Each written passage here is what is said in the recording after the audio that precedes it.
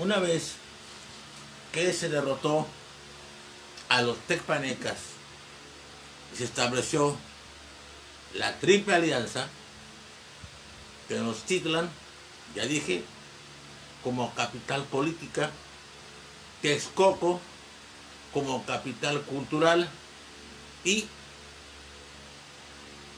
el enclave, que era Tlacopan, Tacuba va a ser su nombre, un enclave dentro de los tecpanecas para que no se volvieran a levantar, porque es un imperio abortado, es un imperio que no acabó de concretarse.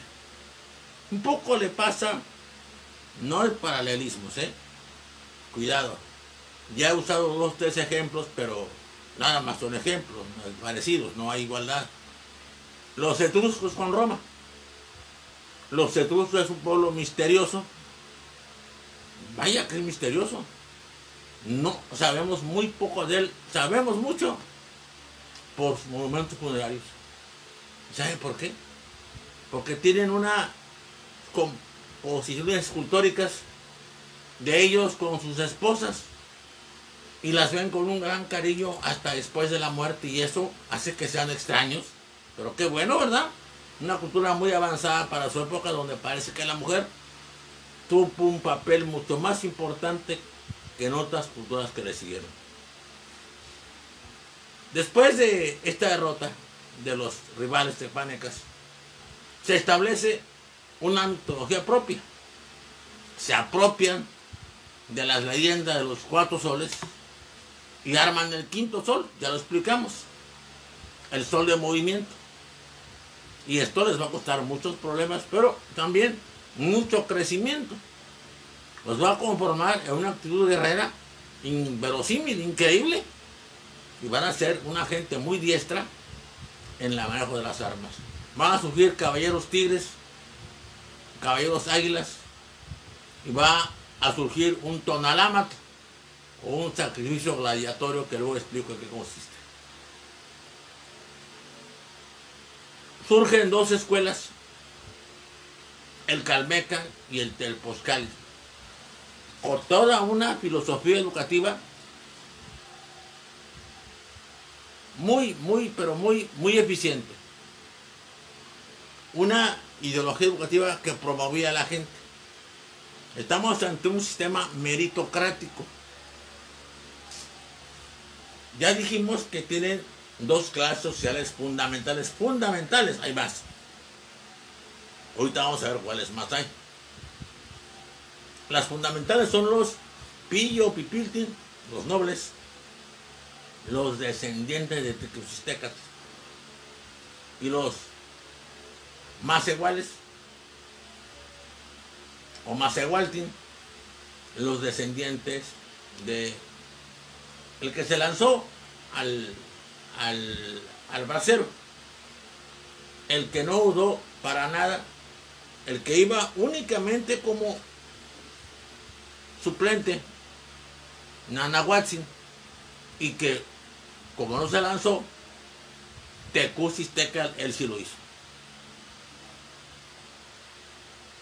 El Calmeca era para los hijos de los Pillo Pipiltin, y el Telposcali era para los hijos de los macehuales o macehualtin. Para que me entiendan, una era una escuela superior y otra una escuela media. Enseñaban casi lo mismo, con más intensidad en el Calmeca, y con ciertos florilogios que no tenía el Telposcali. Eran internados, ahí vivían los estudiantes, ahí vivían, ahí dormían, ahí comían, los levantaban a las 4 de la mañana. Como los japoneses de las antiguas escuelas, creo que su sistema lo han cambiado mucho. Y lo levantaban garrote en mano los maestros. Cuidado con que se quedaran dormidos, porque el garrotazo que les daban era para que se empezaran corriendo. y parece que no había distingos, no había alumnos protegidos, no había alumnos de excelencia que tuvieran trato especial. Parece que todos eran iguales. Parece que en algún momento un hijo de un posteca, van a ver, los postecas son los más ricos, son los comerciantes. Y como eran muy ricos, van a ver, estaban exentos de impuestos. Fíjense de dónde viene esa costumbre. Como eran los más ricos, no pagaban impuestos. Y tenían privilegios especiales. Fíjense qué antiguo es esto. Qué complicado es arrancar este tipo de conductas.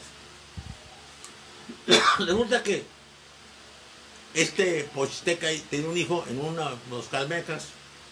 Yo creo que el director pensó en tratarlo bien. Y él fue y le reclamó. Te observo de hace tiempo. Estás intentando echar a perder a mi hijo. Levantas a todos temprano y él lo deja hacer duerme. ¿Qué quieres hacer? ¿Un flojo? Bueno, para nada. Por cualquier error castigas a todos y él, aunque se equivoque, no le haces nada. ¿Qué quieres?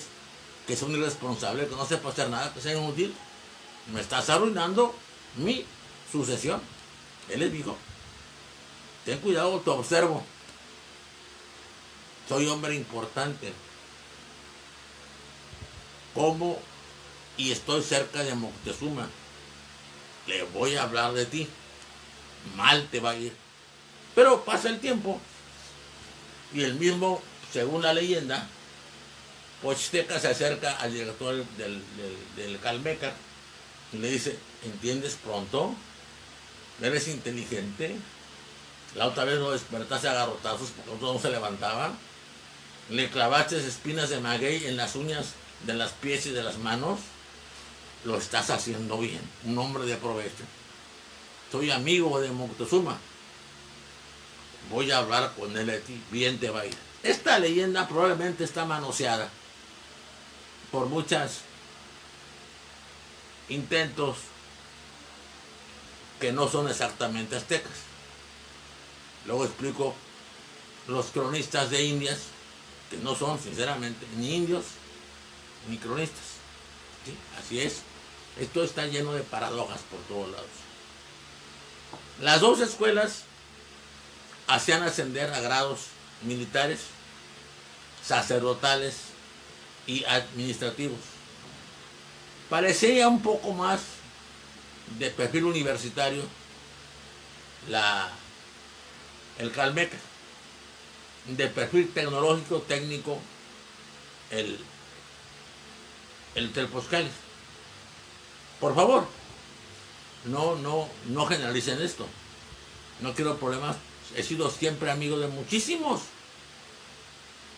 Tengo amigos, tuve un primo que quería con un hermano que fue egresado del Politécnico y nada más y nada menos que la Escuela Superior de Físico-Matemáticas. La cúpula pensante del Politécnico, como la cúpula pensante de UNAM, era para mí, desde luego, filosofía y letras. En fin, pero así eran más o menos las cosas. Los que estaban ahí ascendían socialmente porque los maestros eran especiales. Eran como esos maestros que me tocaron a mí desde la primaria y en secundaria y en preparatoria, y como muchos de esos maestros mexicanos y mexicanas que conozco. Tengo una esposa maestra, tuvo otra esposa, falleció maestra. Conozco el magisterio, me encanta el magisterio. Durante años me ha encantado, he vivido durante el magisterio. Y ese magisterio, que ya hemos visto que en alguna época fue vilipendiado, calumniado y maltratado en una obra deleznable, de panzazo, ¿sí?, por gente sin ningún nivel para hacer ese tipo de calificativos. Bueno, este magisterio era un poco más severo. Los maestros del Calmeca y del Telposcali tenían derecho de vida y muerte sobre los alumnos, podían hasta matarlos si consideraban que se estaba haciendo algo indebido. Y eran tan tremendamente eficientes, honestos y capaces, que muchos de los alumnos a su agresión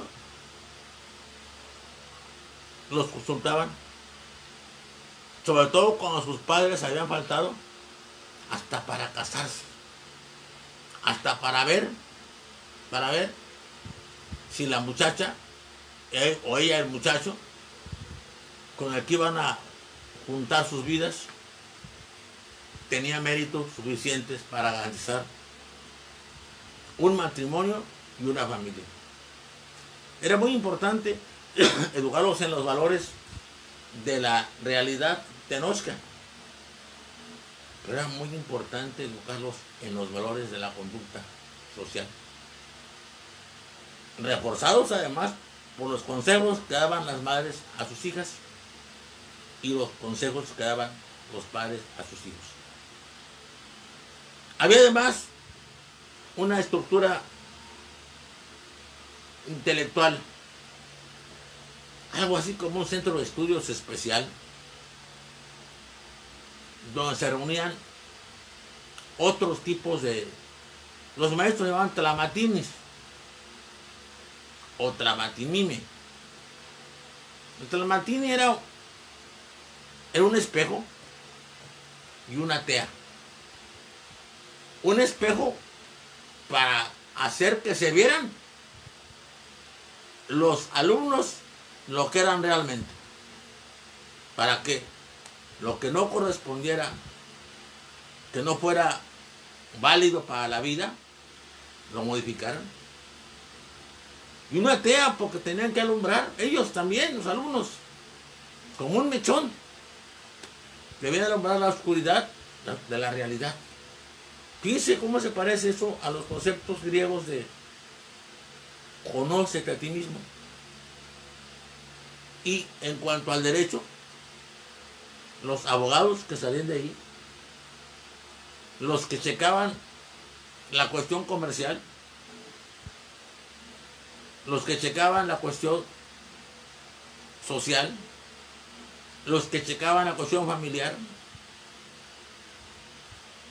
tenían una señal, una apotegma, una especie de máxima de justicia que se comparaba mucho con aquel consejo de Solón cuando decía que las leyes no deben ser como las arañas, como las telas de las arañas, que atrapaban lo fácil, pero lo difícil se les iba, lo rompía. Esto es, Solón quería decir que el derecho debe ser justo, antes que nada justo, definitivo, y no andarse con subterfugios. En este mundo intelectual hay algunas listas de intelectuales. Llego para otro día a hablar más profundamente sobre Nezahualcóyotl. A mí me parece que hay mucho de fantasía respecto de él. Hey, no es que esté dudando de mi raíz, de una de mis raíces primigenias. Simplemente creo que algunos maestros, sobre todo los indigenistas, León Portilla, han exagerado los méritos y lo hacen aparecer muy igual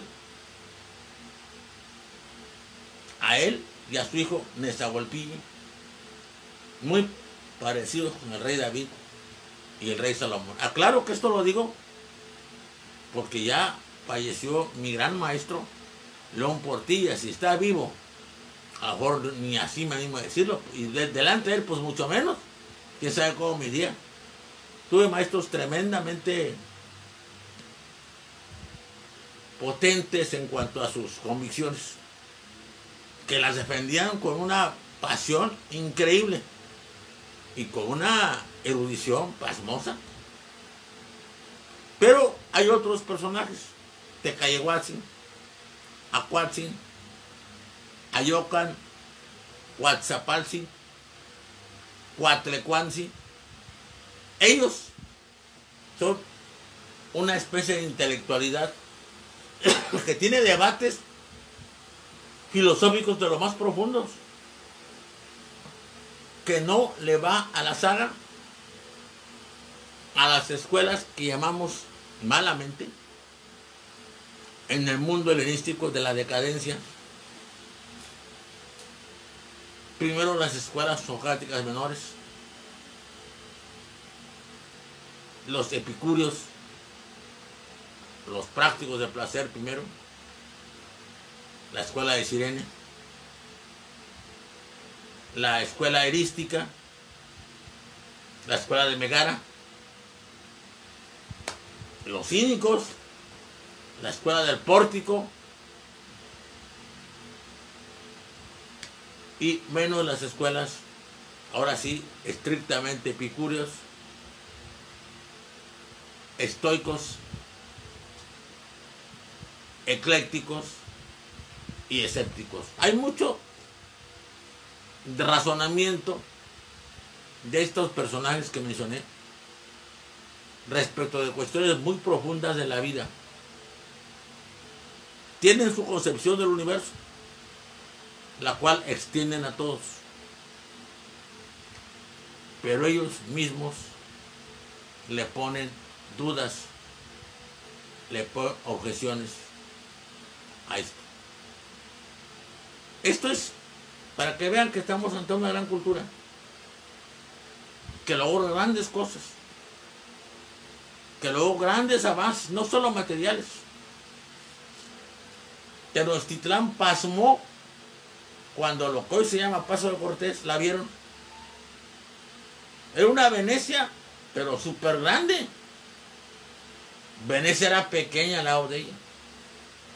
La compararon con Constantinopla. Ojo, con Cortés venían soldados veteranos de tercios.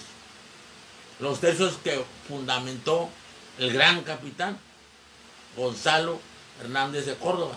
Vamos a hablar de él porque tenemos que ver la otra parte de nuestra raíz. Cómo llega España al encuentro, al terrible encuentro con los aztecas, y cómo se da y por qué son vencedores. También por una enorme habilidad de sus guerreros, veteranía. Alguno de ellos peleó con los autóctonos. Gonzalo Guerrero, antes que Cortés, perdónemelo, el primer mestizo, el primer aculturizado. Zacilja, una princesa maya, tuvo la culpa. Lo vio y le gustó. Y a él le gustó. Y de gusto y gusto se casaron, tuvieron hijos. Cuando requirió Cortés para que se fuera con ellos, dijo: no, yo estoy aquí muy contento. Había encontrado un mundo. Y él también lo había hecho. Mira a mis niños, qué bonito, le dijo a Jerónimo de Aguilar. Se quedó aquí, según la leyenda, murió peleando con los mayas. Porque precisamente había alcanzado fama, porque era un heredero de las guerras de Italia.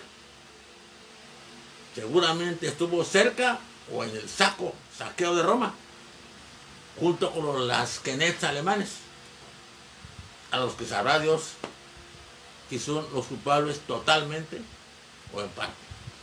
Vamos a seguir hablando de esta cultura extraordinaria, con luces y sombras, con cosas muy buenas y muy malas que no se pueden justificar.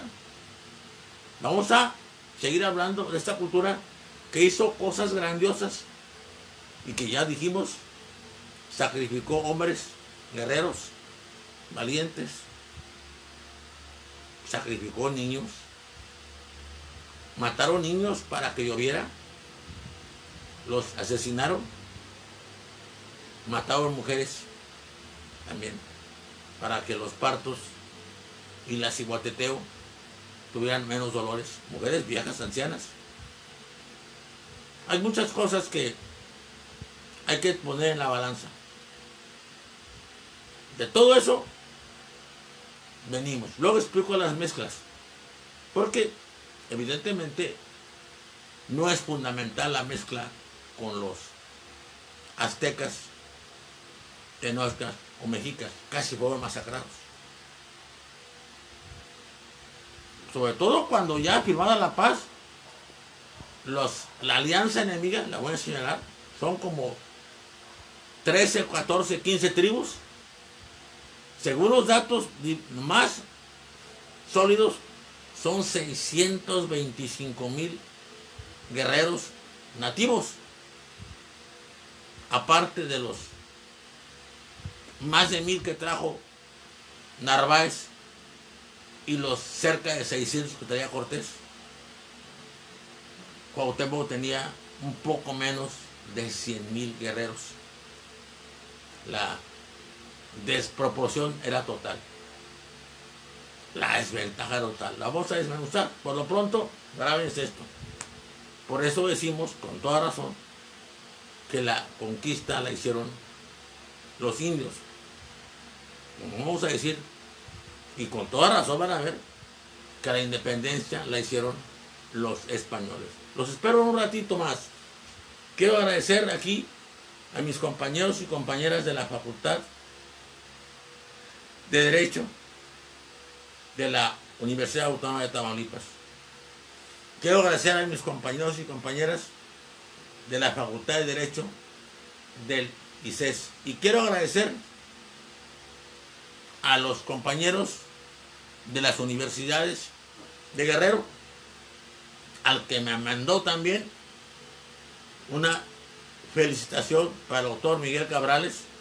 Se la repito de nuevo, felicidades Miguel. Para el amigo Regino Contreras que tengo en Puebla, que no le gusta que yo hable mal, dice, ni de los nativos, y que no critique a Marx.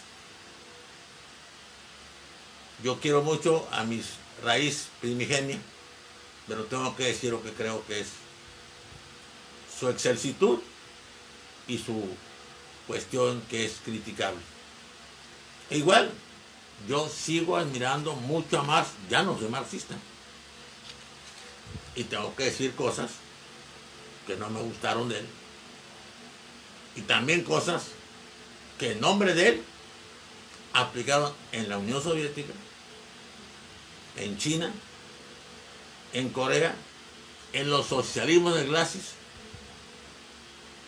Bulgaria, Rumania, Yugoslavia, Polonia, Hungría, Alemania Oriental, en Argelia, en Cuba, ahorita tan de moda. En fin, vamos a vernos un ratito más.